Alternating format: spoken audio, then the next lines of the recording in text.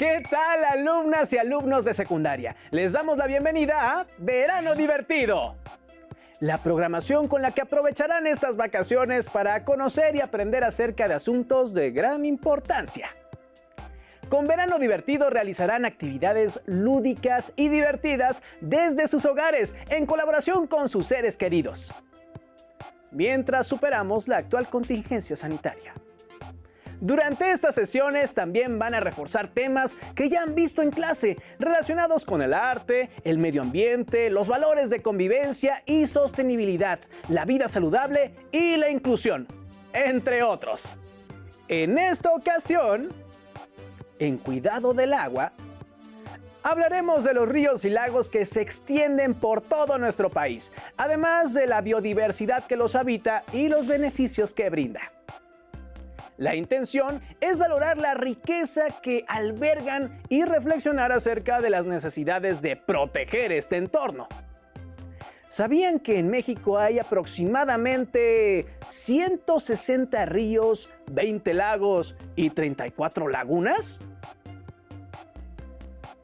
Así es. Y de una u otra manera, todas las personas sacamos provecho de esos cuerpos de agua. Por consiguiente, les proponemos pensar, ¿cuáles conocen?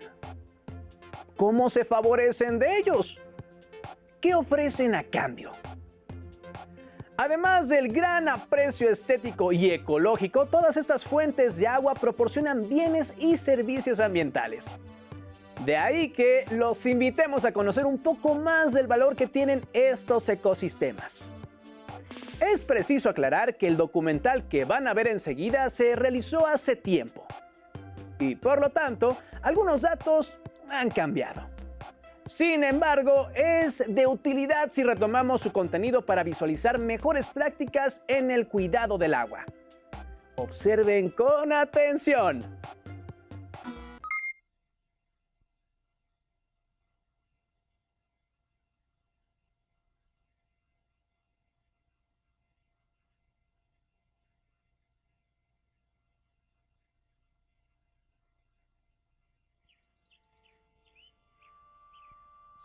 Multitud de ríos serpentean por el territorio mexicano.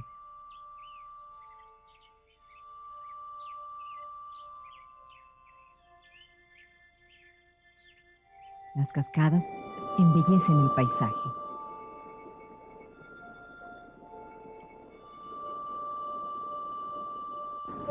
Los lagos y lagunas son como espejos que reflejan la luz del sol. Vida y agua están íntimamente relacionadas.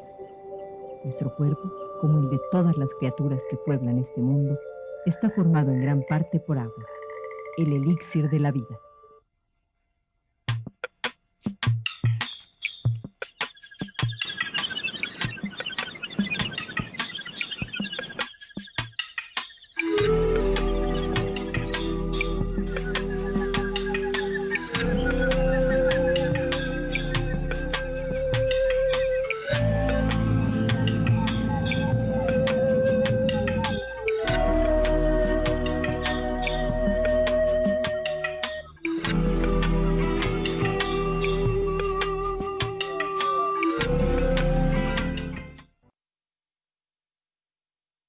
Imaginemos que toda el agua del planeta está en este barril. La mayor parte es agua salada de océanos y mares. Solo una pequeña cantidad corresponde al agua tierra adentro. Unos 4,5 litros representan glaciares y casquetes polares. 1,5 litros el agua subterránea. Poco más de medio litro los lagos. 1 cucharada la humedad atmosférica y tan solo 1 gota el agua de todos los ríos. Sin tomar en cuenta los casquetes polares, el agua tierra adentro es tan solo una pequeñísima fracción del total del planeta. Muchos de los procesos geológicos que han dado lugar a la morfología actual del territorio nacional han creado cuencas donde el agua ha quedado atrapada formando lagos y lagunas. Un ejemplo de ello es el Nevado de Toluca en el Estado de México. En este caso particular, el proceso de vulcanismo formó un cráter, en el que hoy observamos estas lagunas. Del agua superficial, los lagos y las lagunas representan el mayor volumen de agua dulce y resultan verdaderas islas, separadas por océanos de tierra. Esta característica propicia que algunos de ellos se conviertan en el hogar de especies únicas en el mundo.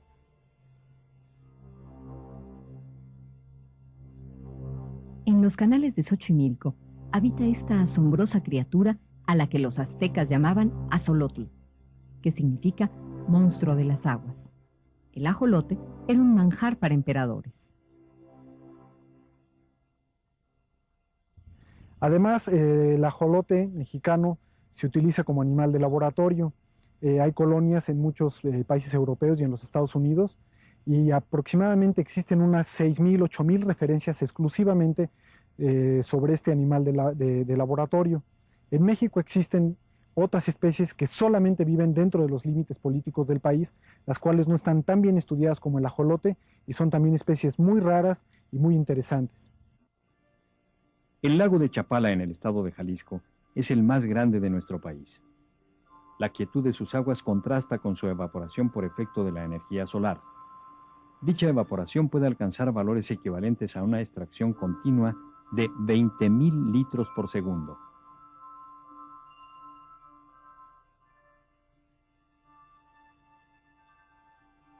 A este ritmo, si no hubiese forma de recuperar toda el agua, el lago se secaría en poco tiempo.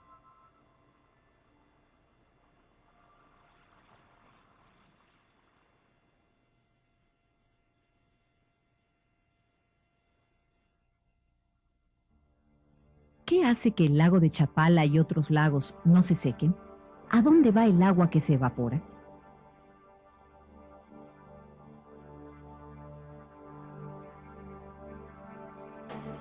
El agua evaporada humedece el aire, se concentra en la atmósfera y da lugar a las siempre cambiantes y caprichosas nubes. No solo los lagos contribuyen a la humedad atmosférica. La mayor parte proviene de la evaporación de las aguas del mar y llega a tierra adentro por la acción de los vientos. Otra pequeña parte la aportan los seres vivos. Se trata del vapor de agua que principalmente transpiran las plantas. Las nubes no se distribuyen por igual en los cielos de nuestro país y por lo mismo tampoco las lluvias. Las características orográficas, la temperatura y la distribución espacial de la lluvia en nuestro territorio determinan la existencia de una gran variedad de climas y ambientes naturales con un marcado contraste entre la escasez y la abundancia de agua.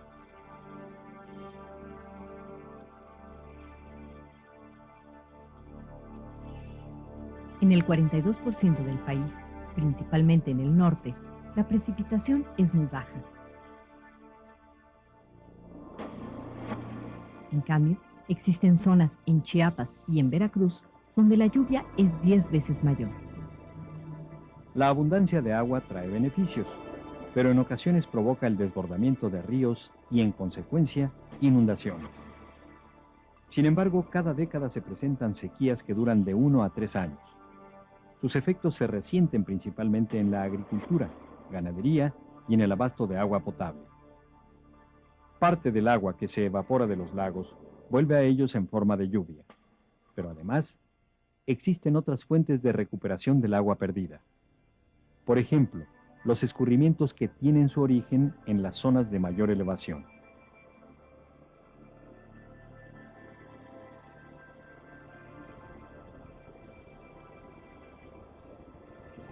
Cuando la cantidad de agua que entra a un lago es menor a la que se pierde, este se va secando.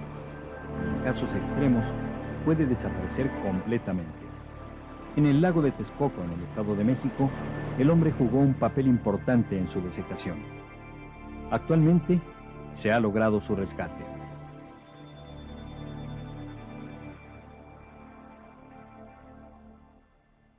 El proyecto del lago de Texcoco es el proyecto de rescate ecológico e hidrológico más importante en América Latina. Ya no hay tolvaneras. Desde que se empezó a trabajar aquí en la pastización, en los lagos, cuando se secó, dejaron de venir, casi prácticamente dejaron de venir las aves. Y ahora regresaron y hay años en que han llegado más de 300,000. Vienen desde patos, garzas, gaviotas, hasta pelícanos que vienen desde Canadá, desde Vancouver. En la superficie de los continentes, el agua que cae de las nubes en forma de lluvia, granizo o nieve, busca su sendero, hace su camino atraída por la fuerza de la gravedad. Primero, son delgados escurrimientos. Después, se forman corrientes cada vez mayores que bajan de las montañas cavando su cauce con fuerza. A su paso, arrastran parte del terreno y depositan el material en otras regiones. Los ríos son pacientes escultores que lentamente moldean el paisaje. En su impetuoso recorrido, ahí donde las rocas forman desniveles, se originan, con increíble belleza y majestuosidad, las cascadas.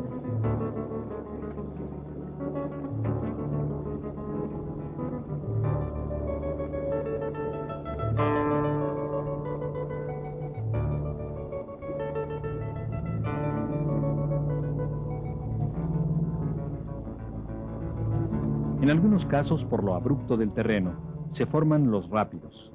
Aquí, en el río Amacuzac, en el estado de Morelos, se realiza el descenso en río, deporte que ha cobrado mucha importancia en los últimos años.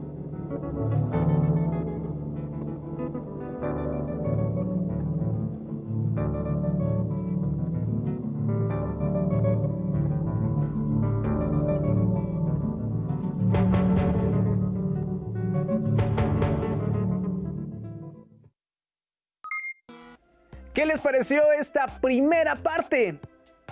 Es sorprendente saber que en nuestros ríos, lagos y lagunas habitan especies únicas en el mundo, como ciertos anfibios y peces que solo podemos encontrar en México. A continuación, conocerán más información al respecto.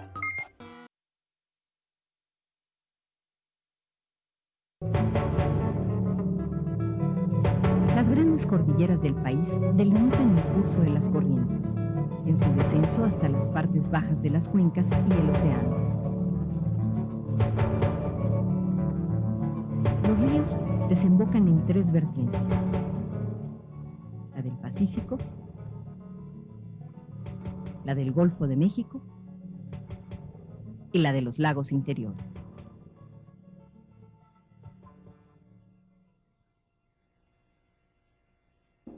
El flujo que va haciendo el río y su cauce que lo va labrando no es un proceso que lleve unos cuantos lustros, unos cuantos siglos, son de cientos de siglos en los cuales los cauces van haciéndose a través de ese proceso de ir el agua erosionando y erosionando hasta llegar a un equilibrio. Se vuelve un río ya anciano cuando ya el flujo del agua ya imposibilita el desgaste. Los ríos no solo llevan agua, también llevan vida. Al igual que los lagos y lagunas, son microcosmos, pequeños mundos en los que, a cada instante, una infinidad de seres viven la aventura de simplemente existir. Constituyen el hogar de innumerables formas de vida, sorprendentes e interesantes, desde criaturas microscópicas hasta plantas y animales que establecen numerosas interrelaciones. México ocupa el cuarto lugar a nivel mundial con 282 especies de anfibios. De estas, 176 son exclusivas de nuestro país. Los anfibios habitan en las aguas tierra adentro y sus alrededores. La topografía tan complicada del país también crea una hidrología bastante complicada, desde lagunas, lagos, ríos y pequeños arroyos en varias cadenas montañosas. Muchas de las especies de anfibios de México solamente viven en algunas de estas arroyos en cadenas montañosas o algunas solamente viven en algunos lagos y lagunas. El caso de los peces nos muestra cómo los fenómenos naturales están ligados al desarrollo de la vida.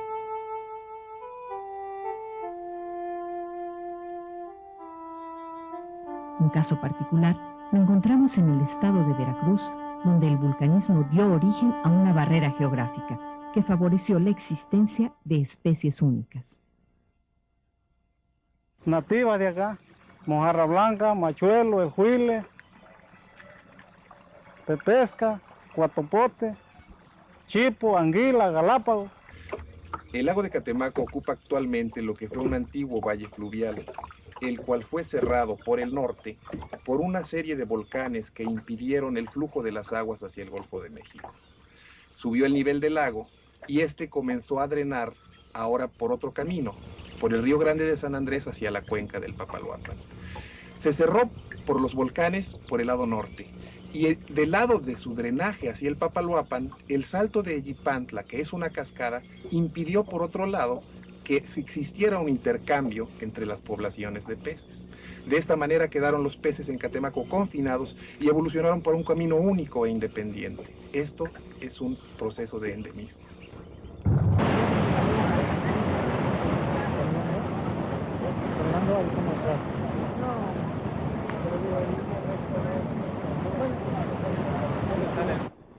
La cascada del Salto de Yipantla es precisamente la barrera geográfica que ha impedido el intercambio de fauna entre las especies del Papaloapan y el lago de Catemaco, dejando a estas aisladas, por lo cual han evolucionado hacia formas únicas que no existen en otro lugar. Otro ejemplo de endemismo surgió en un grupo de lagos al norte del estado de Puebla. Originalmente un solo lago cubría varios conos volcánicos. Al descender el nivel del agua, se formaron lagos aislados en los cráteres. Ahí, diversos organismos que tuvieron un origen común se han transformado en especies distintas. El lago de Achichica es un ambiente salino, cosa que se contrapone quizás con la idea que tenemos la mayoría de nosotros, que el agua tierra adentro es necesariamente dulce. En este ambiente particular viven dos especies de vertebrados que no encontramos en ningún otro lugar del mundo. Una salamandra neoténica, el ajolote de Alchichica, y una especie de charal, cuyo nombre es Poblana alchichica, en honor al lago precisamente. La historia del hombre siempre ha estado ligada al agua.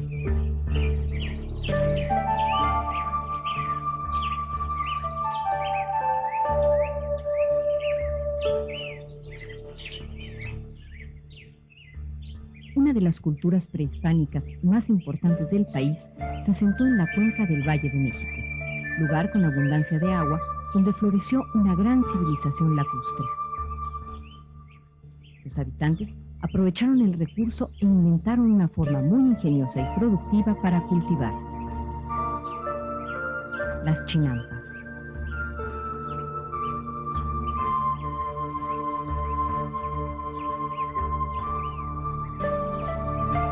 En muchos casos, para abastecerse de agua, se construyeron obras hidráulicas que aprovechaban la fuerza de la gravedad. Los acueductos, llamados apipiloli por los aztecas, se utilizaron en la Gran Tenochtitlán para transportar agua desde los manantiales de Chapultepec y Coyoacán. Tenemos relatos en las fuentes, inclusive, como en ocasiones por el embate de las olas del lago mismo, pues se afectó este acueducto, como hubo necesidad de volver a rehacerlo, y también datos de Bernal Díaz, de Hernán Cortés, en fin, de las fuentes históricas, de cómo ellos mismos observan desde lo alto del Templo Mayor el acueducto que surtía de agua potable a Tenochtitlan. Nuestras primeras obras para domar el agua datan de la época prehispánica. Nezahualcóyotl fue pionero al construir un largo dique para separar las aguas de Tenochtitlán de las del lago de Texcoco. La presa controlaba inundaciones y detenía el agua en su camino milenario.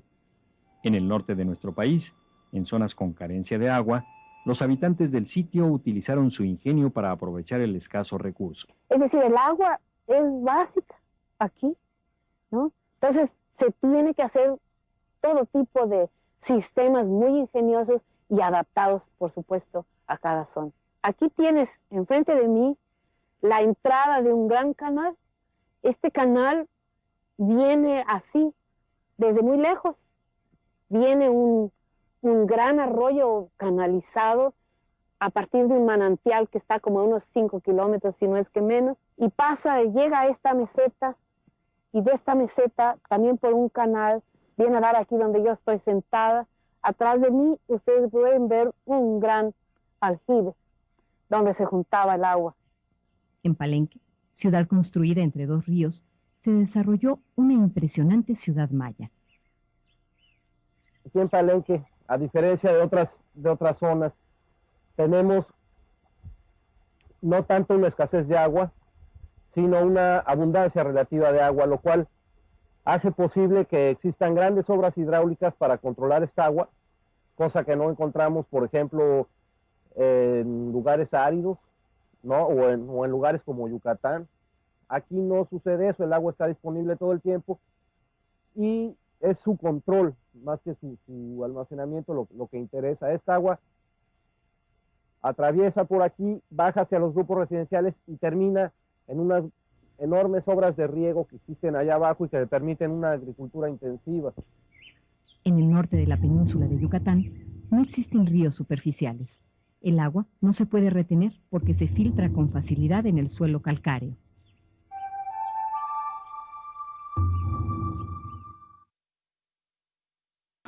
Llama la atención la forma ingeniosa y productiva de cultivar en las chinampas, que es un legado de la cultura azteca. Y también las obras de ingeniería creadas en zonas de carencia de agua y cómo se busca controlar la distribución en regiones donde el vital líquido es relativamente abundante. Para concluir con el documental, no pierdan detalle de la tercera parte.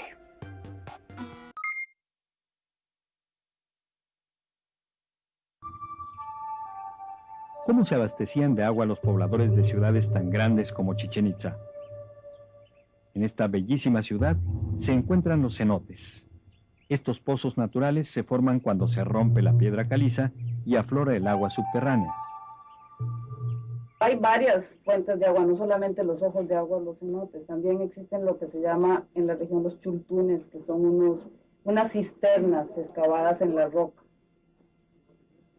Y de esas también abundan alrededor de Chichén Itzá y en el mismo centro de Chichén Itzá. Son como botellones excavados en la roca que luego eran revestidos de estuco y se utilizaban como cisternas.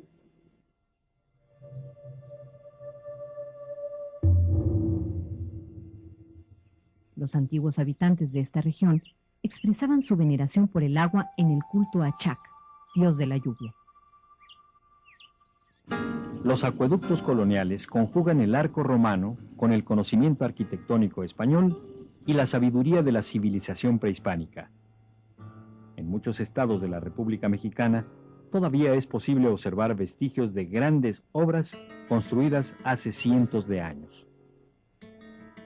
Se desviaban manantiales y ríos para hacer llegar el agua hasta donde se necesitaba, a los campos de cultivo, a las poblaciones, a la industria.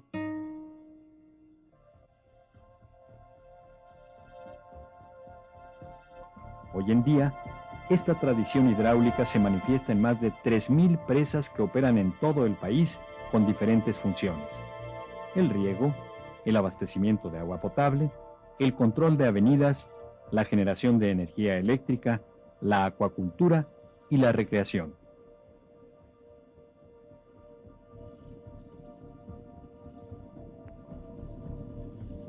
En zonas áridas y semiáridas, las presas generalmente se utilizan para el riego y en las zonas húmedas, como en el sureste, para la generación de energía eléctrica y el control de avenidas de los ríos, a fin de evitar daños a poblaciones y a zonas agrícolas.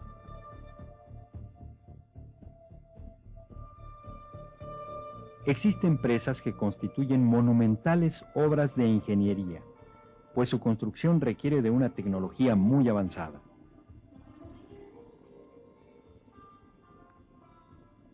Las presas para la generación de energía eléctrica son las de mayor capacidad.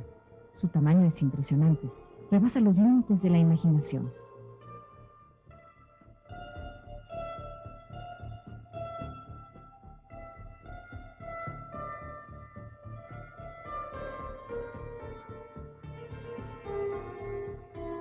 Las poblaciones crecen, cada vez necesitan más agua. Por otra parte, el asfalto y el concreto de las zonas urbanas impiden el paso del agua hacia el subsuelo.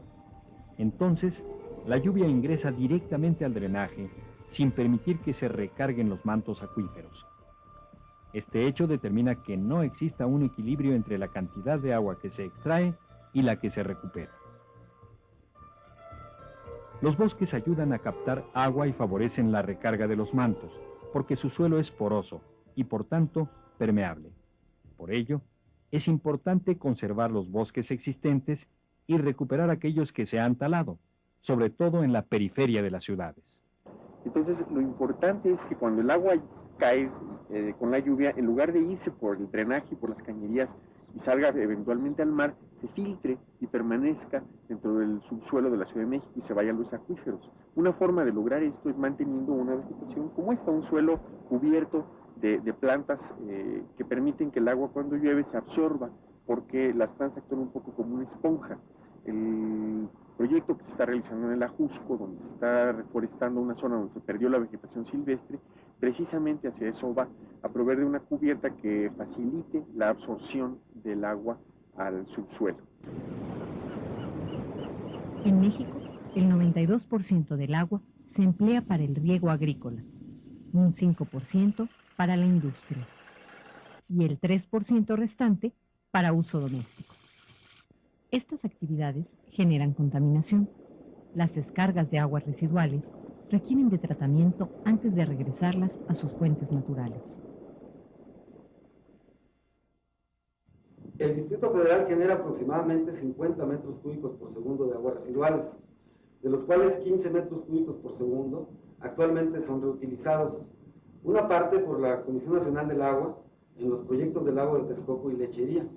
En este último se aprovechan 400 litros por segundo para enfriar como enfriamiento de la termoeléctrica Jorge Luque.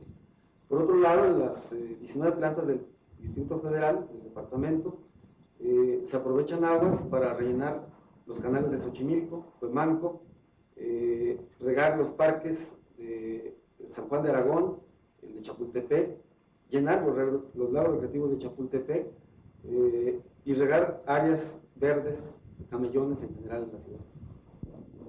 Agua, un líquido extraordinario que lo mismo circula por los cauces de los ríos, por las venas y las arterias, en la savia de los vegetales, en la furia de los huracanes. En este nuestro mundo no habría surgido la vida como la conocemos sin la presencia del agua, sustancia vital abundante. Pero el agua tierra adentro, de la que nuestra vida depende, es realmente escasa. Se requiere de un gran esfuerzo para preservarla. De aquel hondo tumulto de rocas primitivas abriéndose paso entre sombras incendiadas, arrancándose harapos de los gritos de nadie, huyendo de los altos desórdenes de abajo, con el cuchillo de la luz entre los dientes, y así, sonriente y límpida, brotó el agua.